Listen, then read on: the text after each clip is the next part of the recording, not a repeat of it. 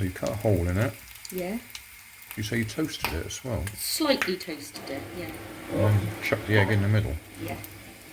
And then fry it.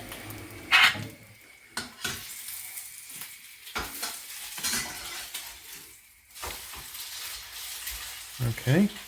Well, we'll see what that tastes like then.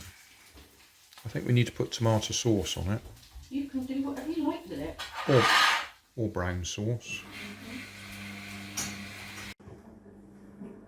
Oh, hit that record button again instead of the photo. Never mind, they look good, don't they?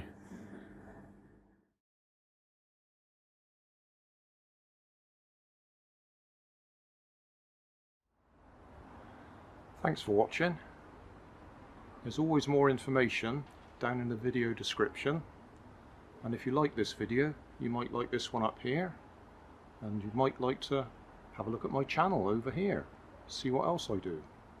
Thank you for watching.